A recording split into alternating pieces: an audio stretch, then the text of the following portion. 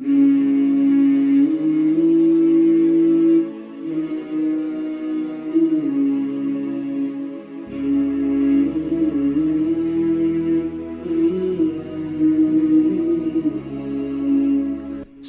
علیہ السلام پہلے رسول تھے اللہ کی طرف سے لوگوں کی جانب، اور آپ 5 اولی العزم پیغمبروں میں سے ایک تھے۔ اولی العزم اللہ سبحانہ و تعالیٰ کے 5 عظیم انبیاء ہیں اور نوح علیہ السلام ان میں سے ایک ہیں۔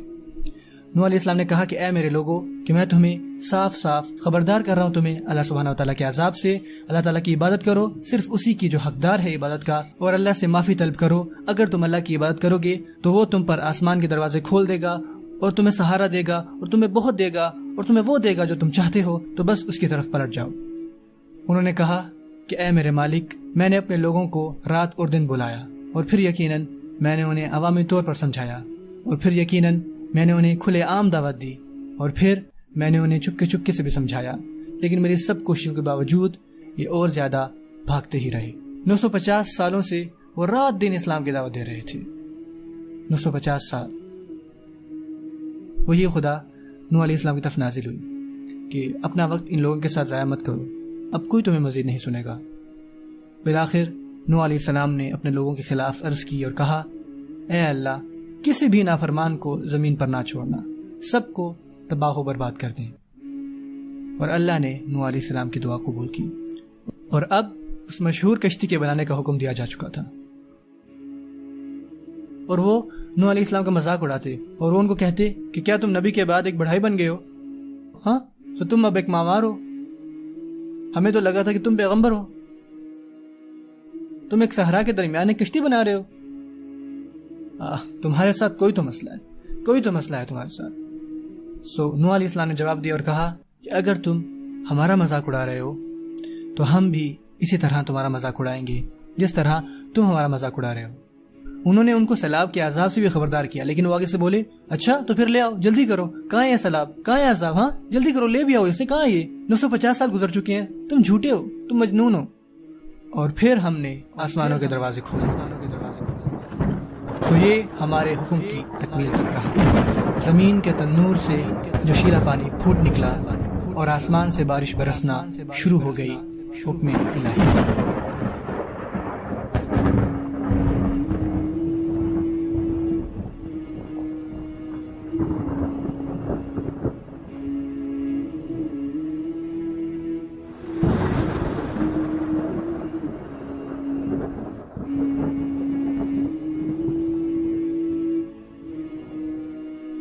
نوح علیہ السلام کے دور میں نوح علیہ السلام واحد مسلمان تھے۔ نوح علیہ السلام کے علاوہ ہر کوئی مشرک تھا۔ نوح علیہ السلام کا پیغام کیا تھا؟ اللہ سبحانہ و تعالیٰ ارشاد فرماتے ہیں، اور ہم نے نوح کو اپنے لوگوں کی طرف بھیجا، اور نوح نے کہا کہ میں تمہیں خبردار کرنے آیا ہوں کہ تم کسی کی عبادت نہ کرو سوائے اللہ کے، اسی سے ڈرو اور میرا کہا مانو۔ میں نے انہیں کہا کہ اپنے خدا سے مغفرت طلب کرو، بے شک وہ بارہا توبہ قبول کرنے والا ہے، وہ تم پر کثرت سے بارش بھیجے گا اور تمہارے مال اور اولاد بڑھا دے گا اور باغات عطا کرے گا اور تمہارے لیے نہریں نکال دے گا۔ اور نوح نے کہا، کیا تم نہیں دیکھتے اللہ نے تمہارے اوپر تلے کس طرح 7 آسمان پیدا کر دیے، اور ان میں چاند کو خوب چمکتا بنایا اور سورج کو روشن چراغ بنایا ہے، اور تمہیں زمین کی خاک سے بنایا، اور پھر تمہیں زمین میں واپس لے جائے گا اور روز آخرت تمہیں دوبارہ نکالے گا۔ اور اللہ نے زمین کو تمہارے لیے وسیع و عریض بنایا کہ تم اس کی کشادہ راہوں میں چلو پھرو۔ اے میرے خدا، میں نے پکارا اپنے لوگوں کو دن اور رات کے ہر گھنٹے اور ہر لمحے، میں نے انہیں کھلم کھلا بلایا، اور میں نے ان کو چپکے چپکے سے بھی بلایا، میں نے ان کو دن میں بلایا، میں نے ان کو رات میں بلایا، میں ان کے گھروں میں گیا، میں ان کی مجلسوں میں گیا، میں نے ان سے اکیلے میں بات کی، میں نے ان سے گروہوں میں بات کی، اور وہ مجھ سے دور ہی بھاگتے رہے۔ جتنا بھی وہ ان کو سمجھاتے وہ اتنا ہی ان سے دور بھاگتے، جتنا وہ ان کو تبلیغ کرتے اتنا ہی حالات برے ہوتے چلے جاتے۔ اور دراصل میں نے جتنی بار ان کو بلایا کہ تو ان کو بخشے، انہوں نے اپنے کانوں میں انگلیاں ڈال دیں اور ان پر کپڑے اوڑھ لیے اور انکار پر ڈٹے رہے اور اپنے آپ کو فخر سے بڑھا چڑھا کر بیان کیا۔ نوح علیہ السلام نے یہ سب 950 سالوں تک کیا۔ 950 سالوں تک وہ دن اور رات تبلیغ کرتے رہتے، وہ بند کانوں والوں کو سمجھاتے رہے بہت صبر کے ساتھ۔ یہ بیان کیا جا چکا ہے اور بہت سی روایات کہتی ہیں کہ نوح علیہ السلام کے پیروکار نوح علیہ السلام کو ماننے والے 950 سالوں میں 80 لوگوں سے زیادہ نہیں بڑھے، اور کچھ روایات یہ کہتی ہیں کہ صرف 10 لوگ تھے۔ یہ 80 لوگ کون تھے؟ ان کے بیک گراؤنڈز کیا تھے؟ ان کا معاشرے میں، ان کا سوسائٹی میں کیا جگہ تھی، کیا رتبہ تھا؟ آپ معلوم کریں گے کہ ان میں سے ہر ایک وہ لوگ تھے جو معاشرے میں کوئی اہم نہیں تھے، وہ مقبول لوگ نہیں تھے، مشہور نہیں تھے، وہ لوگ نہیں تھے جو اعلیٰ عہدوں پر فائز ہوں، جیسے کہ کسی قبیلے کے سردار یا کسی قوم کے رہنما۔ وہ بیشتر کسان تھے، سادہ لوگ، اور وہ انہیں قدیم زمانے کے لوگ کہہ کر پکارتے تھے۔ اور جب انہوں نے نوح علیہ السلام کی دعوت سنی، انہوں نے قبول کرنے میں کوئی جھجک محسوس نہیں کی، انہوں نے اسے در حقیقت بہت جلد قبول کر لیا۔ اور نوح کے دور میں ایک بادشاہ تھا، بلا شبہ وہ بادشاہ اللہ تعالیٰ کے قوانین کے مطابق حکمرانی نہیں کر رہا تھا، اور وہ بادشاہ اللہ کو معبود نہیں جانتا تھا، اور وہ بھی ایک مشرک تھا۔ اور اس بادشاہ نے اپنے لوگوں کو حکم دے رکھا تھا کہ نوح علیہ السلام کو نہ سنیں۔ اس نے کہا اب سے کوئی نوح کے ساتھ نہیں بیٹھے گا، کوئی نوح کو نہیں سنے گا، اور اگر نوح تمہارے گھروں پر آتا ہے تو اس پر دروازے بند کر دو، اسے اپنے گھروں میں نہ آنے دو، اسے اپنے ساتھ نہ بیٹھنے دو، اس کی مت سنو، اس کے ساتھ مت بیٹھو۔ اور وہ بادشاہ، اسے احساس ہوا کہ لوگوں نے نوح علیہ السلام کو سننا شروع کر دیا ہے۔ اس طرح ان کے رہنما اور امیر اور سیاسی رہنما، یعنی معاشرے کے صاحب اختیار آدمی، نوح علیہ السلام کے پاس گئے اور کہا ہمیں تمہاری طرف سے کوئی مدد یا فائدہ حاصل نہیں ہے، مطلب کہ تم ہم سے کسی طرح بھی بہتر نہیں ہو۔ اور پھر انہوں نے نوح علیہ السلام کو یہ بتایا کہ جو لوگ تمہارے پیروکار ہیں ہم میں سے انتہائی کمزور اور کم تر لوگ ہیں، اور وہ بنا سوچے سمجھے تمہاری پیروی کر رہے ہیں۔ نوح علیہ السلام کی پیروی کرنے والے کمزور اور مفلس لوگ تھے، اور یہی پیغمبروں کے پیروکار ہوتے ہیں۔ ایسے ہی لوگ عیسیٰ علیہ السلام کے ساتھ تھے، ایسے ہی لوگ موسیٰ علیہ السلام کے ساتھ تھے، ایسے ہی لوگ ہود علیہ السلام کے ساتھ تھے، ایسے ہی لوگ صالح علیہ السلام کی تباہ کرتے تھے۔ وہ لوگ جنہوں نے انبیاء کی شروع میں پیروی کی عموماً کمزور اور مفلس ہوتے، اور اللہ سبحانہ وتعالیٰ ان پر نعمت نازل کرتے۔ انہوں نے کہا کہ ہم تمہاری پیروی کیوں کریں، تمہارے ساتھ کیوں کر بیٹھیں جبکہ تمہارے ساتھ یہ غریب اور کمزور لوگ ہیں۔ نوح علیہ السلام نے عرض کی اے میرے لوگوں، کون مجھے سہارا دے گا، کون میرے ساتھ کھڑا ہوگا اگر میں ان لوگوں کو چھوڑ دوں اور اللہ سبحانہ وتعالیٰ مجھے اس کی سزا دے؟ کون میرے ساتھ رہے گا؟ یہ اللہ کے غلام ہیں، اس کے بندے ہیں، ان لوگوں کو سننے کا حق ہے۔ وہ لوگ جو ایمان لائے وہ میرے ساتھ رہیں گے، میں ان کو ہرگز نہیں چھوڑ رہا۔ اور پھر انہوں نے بتایا کہ میں تمہیں یہ نہیں کہہ رہا کہ میرے پاس اللہ سبحانہ وتعالیٰ کے خزانے ہیں، اور انہوں نے فرمایا کہ میں غیب کا علم نہیں رکھتا سوائے اس کے جو اللہ سبحانہ وتعالیٰ نے مجھے سکھایا۔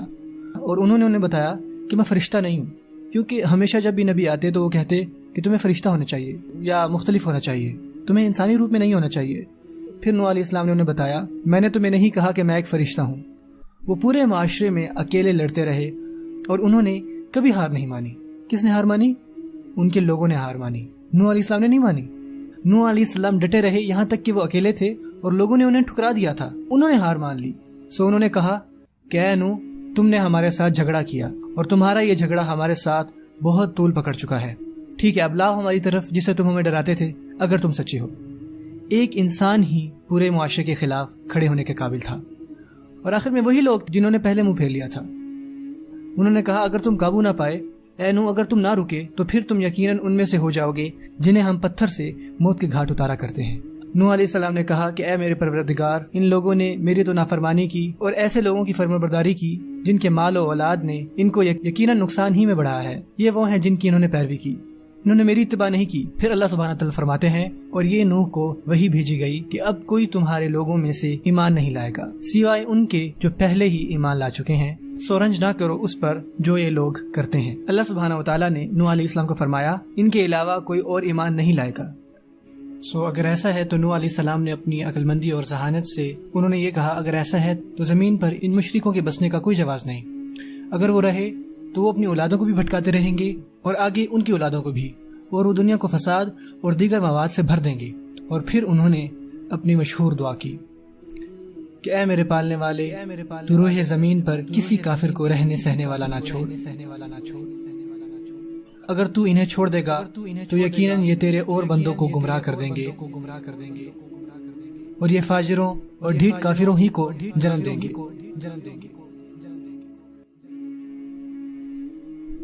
اے میرے پروردگار، تو مجھے اور میرے ماں باپ اور جو کوئی ایمان کے ساتھ میرے گھر میں داخل ہو ان کو بخش دے، اور کافروں کو سوائے بربادی کے اور کسی بات میں نہ بڑھا۔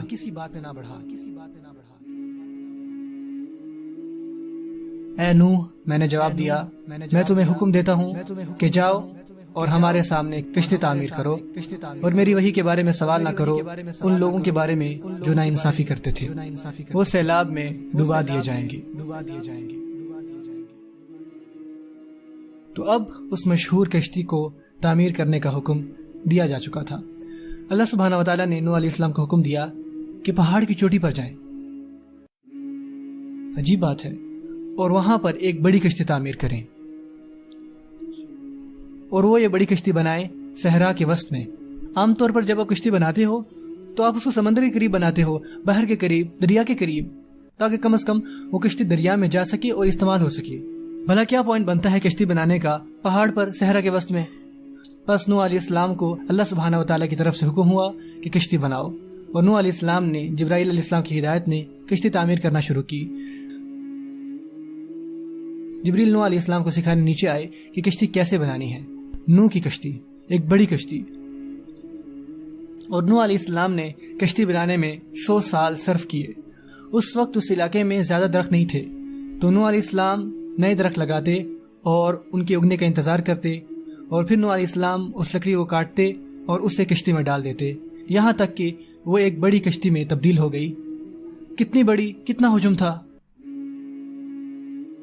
روایت میں آتا ہے، جن میں سے بعض نے کہا کہ یہ 80 گز لمبی تھی، اور کچھ کہتے ہیں کہ 100 گز لمبی تھی، اور ایک ایکسٹریم روایت کے مطابق کہا جاتا ہے کہ 1000 گز، اور ان کا اجماع ہے کہ یہ کم از کم 30 گز اونچی تھی۔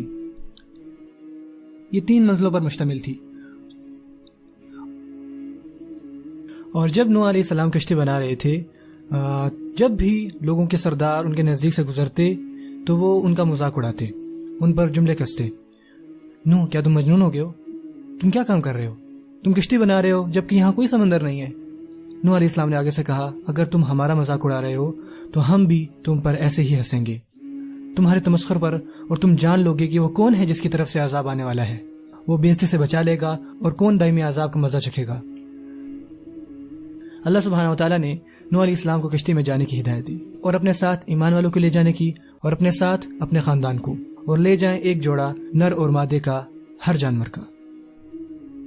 اور اللہ سبحانہ وتعالیٰ نے نوح علیہ السلام سے فرمایا، انہوں نے ان کو ایک نشانی بتائی کہ جب وہ نشانی ظاہر ہو جائے تو تم اور تمہارا خاندان اور تمہارے پیروکار ساتھ رہنا اور کشتی پر سوار ہو جانا۔ اور نوح علیہ السلام نے اس علامت کا انتظار کیا، اور وہ نشانی کیا تھی؟ اللہ سبحانہ وتعالیٰ فرماتے ہیں کہ جب پانی ابھر کر تنور سے باہر آنے لگے، پھر وہ تمہارے لیے دلیل ہے کہ کشتی میں سوار ہو جاؤ۔ اور نوح علیہ السلام نے اس علامت کا انتظار کیا، اور ایک دن پانی تنور سے پھوٹنے لگا۔ تب نوح علیہ السلام نے جان لیا کہ وقت آ گیا ہے۔ انہوں نے اپنے پیروکاروں کو بلا لیا اور کشتی میں چلے جانے کا حکم دیا۔ کشتی کے سامنے مختلف جنسوں کے تمام جانور انتظار کر رہے تھے، قطار لگا کے کشتی میں سوار ہوں۔ سبحان اللہ۔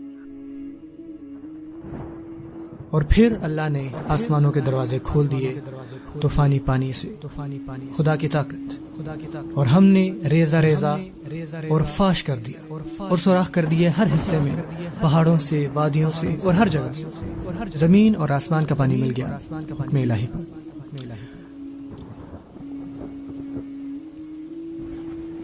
نوح علیہ السلام کے 4 بیٹے تھے، یام، سام، حام اور یافس۔ سام، حام اور یافس ایمان لائے، اور وہ ان کے ساتھ کشتی پر تھے، اور یام وہ کافر تھا۔ نوح علیہ السلام نے اپنے بیٹے یام یا کنعان کی طرف دیکھا اور کہا، اے میرے بیٹے، ہمارے ساتھ مل جاؤ اور کافروں کے ساتھ نہ رہو۔ ان کا وہ بیٹا مادی دنیا کی حد تک سوچ رہا تھا، تو اس نے کہا کہ میں پہاڑ میں پناہ تلاش کر لوں گا جو مجھے اس پانی سے بچا لے گا۔ نوح علیہ السلام نے کہا کہ کوئی بھی چیز آج تمہیں بچا نہیں سکتی سوائے خدا کی رحمت کے، لیکن پھر بھی اس نے انکار کیا۔ لہروں نے انہیں جدا کر دیا اور وہ ڈوب گیا۔ سوچے ذرا کہ آپ کا بیٹا آپ کی آنکھوں کے سامنے کھڑا ہے اور لہریں آپ کو اور اسے آہستگی سے الگ کر رہی ہیں، اور آپ کی آنکھوں کے سامنے آپ جانتے ہیں کہ یہ آپ کے بیٹے کا آخری وقت ہے۔ کیا ہی مشکل صورتحال ہے، سبحان اللہ العظیم۔ فوراً سے نوح علیہ السلام اڑے اور انہوں نے کہا، اے میرے پروردگار، میرا بیٹا میرے خاندان کا حصہ ہے اور آپ کا وعدہ سچا ہے، آپ سب سے زیادہ حکمت والے ہیں۔ اور اللہ سبحانہ و تعالیٰ نے فوراً جواب دیا اور ارشاد فرمایا کہ اے نوح، وہ تمہارے خاندان کا حصہ نہیں ہے۔ کیوں؟ پہلی آیات میں اللہ سبحانہ و تعالیٰ نے انہیں مخاطب کیا اور کہا تھا کہ میں تمہارے خاندان کو محفوظ کر دوں گا سوائے ان کے جو کافر ہیں۔ تاہم جس خاندان کی میں بات کر رہا تھا وہ ایمان والے ہیں، لیکن تمہارا خاندان جو نافرمان ہے میں انہیں محفوظ نہیں کروں گا۔ یہ میرے اور تمہارے بیٹے کا معاملہ ہے، بیچ میں دخل اندازی نہ کیجو، مجھ سے وہ پوچھنے کی جرات نہ کرو جس کا تم کو علم نہیں۔ میں تمہیں تنبیہ کرتا ہوں، تمہیں سمجھاتا ہوں، تمہیں آگاہ کرتا ہوں، تمہیں ہدایت کرتا ہوں کہ جاہلوں کے ساتھ نہ ہو۔ نوح علیہ السلام کسی جھجک کے بغیر اور اللہ کے حضور سجدے میں گر گئے اور اللہ سے مغفرت کی دعا کی۔ جب وہ کشتی میں چلے گئے انہوں نے کیا کہا؟ بسم اللہ۔ اللہ سبحانہ و تعالیٰ نے ارشاد فرمایا، پھر یہ کشتی تیرتی گئی لہروں کے زور سے، پہاڑوں کی طرح۔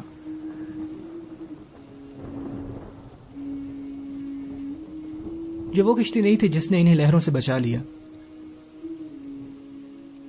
اللہ سبحانہ و تعالیٰ چاہتے تھے کہ نوح علیہ السلام اپنا کردار ادا کریں، صرف کشتی بنائیں، لیکن یہ کشتی نہیں ہے جو تمہارے لیے کچھ بھی کرے گی۔ یہ اللہ سبحانہ و تعالیٰ کا اقتدار ہے، اللہ سبحانہ و تعالیٰ کی پناہ ہے جس نے تمہاری حفاظت کی اور تمہیں بچا لیا۔ اللہ سبحانہ و تعالیٰ فرماتے ہیں کہ اگر تم میری طرف چل کر آتے ہو تو میں تم تک دوڑ کر آؤں گا۔ اور نوح علیہ السلام اس کشتی پر رہے ایمان والوں کے ساتھ 6 مہینوں تک، اور اللہ سبحانہ و تعالیٰ نے نوح علیہ السلام کو حکم دیا کہ دعا کرو، اور انہوں نے دعا کی کہ اے پروردگار ہم کو مبارک جگہ اتاریو اور تو سب سے بہتر اتارنے والا ہے۔ اور 6 ماہ تک اللہ نے محفوظ کیا نوح علیہ السلام کو اور ان کے پیروکاروں کو کشتی میں، اور پھر حکم دیا زمین کو کہ اپنا پانی جذب کر لو، اور پھر سیلاب ختم ہو گیا۔ نوح علیہ السلام کشتی کے اندر تھے، سو وہ نہیں جانتے تھے کہ ان 6 ماہ میں کہاں پر پانی ہے اور کہاں پر نہیں۔ تو نوح علیہ السلام پرندوں کو بھیجتے، خاص کر کبوتر کو، اور ہر روز جب کبوتر واپس آتا تو اس کے پنجے صرف گیلے ہوتے۔ سو ایک دن انہوں نے اس کبوتر کو بھیجا اور وہ زیتون کے پتوں کے ساتھ واپس آیا۔ تب نوح علیہ السلام کو احساس ہوا کہ اب پانی خشک ہو رہا ہے، اور پھر کچھ دنوں کے بعد انہوں نے اس کبوتر کو واپس بھیجا۔ اب کی بار اس کے پاؤں پر مٹی لگی ہوئی تھی۔ تب نوح علیہ السلام کو اندازہ ہو گیا کہ اب پانی خشک ہو چکا ہے، اور کشتی کوہ جودی پر مکمل طور پر ٹھہر گئی۔ یہ جودی کی پہاڑی پر اتر گئی، اور جب یہ وہاں ٹھہری نوح علیہ السلام کی کشتی، سبحان اللہ، یہ پہاڑ پر بنی اور پہاڑ پر ہی اتار دی گئی۔ اللہ سبحانہ تعالیٰ نے ارشاد فرمایا، اور ہم نے کشتی کو ایک نشانی، ایک معجزے کے طور پر چھوڑ دیا۔ کیا کوئی اس کو جھٹلا سکتا ہے؟ آپ صلی اللہ علیہ وسلم کے دور تک یہ کشتی تب تک وہیں موجود تھی، اور لوگوں نے اسے تلاشا، اس کا مشاہدہ کیا، اور لوگ اس پر بات کرتے، اور آج بھی وہ اس کے فوسلز کے متعلق بات کرتے ہیں، اور سائنٹسٹ ابھی بھی دریافت کر رہے ہیں، کیونکہ وہ جانتے ہیں کہ کشتی در حقیقت ابھی تک وہاں پر ہے۔ اللہ سبحانہ و تعالیٰ نے نوح علیہ السلام کو اور 79 لوگوں کو اور باقی جانوروں کو بچا لیا، اور نوح علیہ السلام باہر آئے یہ جانتے ہوئے کہ اب کوئی نہیں ہے زندہ زمین کی سطح پر۔ نہ صرف یہ، یعنی نوح علیہ السلام کے وقت میں کوئی بھی صاحب اولاد نہیں تھا سوائے نوح کے، اس لیے ہر نسل نوح علیہ السلام تک جاتی ہے، اور اسی لیے نوح علیہ السلام کو آدم ثانی کہا گیا۔ نوح علیہ السلام کے پاس سام، حام اور یافس تھے۔ سام کی طرف سے عرب، فارسی اور رومی ابھرے،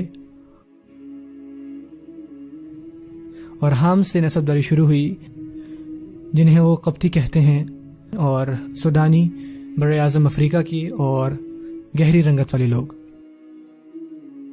اور یافس کی جانب سے ترکی ابھرے، اور کچھ قبائل خزرس اور سلس کہلاتے ہیں، اور یاجوج اور ماجوج بھی انہی میں سے ہیں۔ نوح علیہ السلام اس کے بعد بھی زندہ رہے۔ کچھ ہمارے عالم کہتے ہیں کہ وہ مزید 150 سال زندہ رہے، اور ان میں سے کچھ کہتے ہیں کہ وہ مزید 250 سال زندہ رہے۔ البتہ نوح علیہ السلام نے 1000 سالوں سے زائد کی عمر میں وفات پائی، اور یہ بہت سی روایات میں ہے کہ نوح علیہ السلام مکہ میں دفن ہوئے۔ صبر کا دامن تھام لو آخر تک، آخری نتیجے تک، کیونکہ آخر میں کون فتح یاب ہوگا؟ وہ جس کے پاس خدا کا شعور ہے۔ صبر کرو اور یاد رکھو کہ اختتام پر جو جیت جائیں گے وہی ایمان والے ہیں۔ نوح علیہ السلام جیت گئے، لیکن وہ 950 سال کے بعد جیتے۔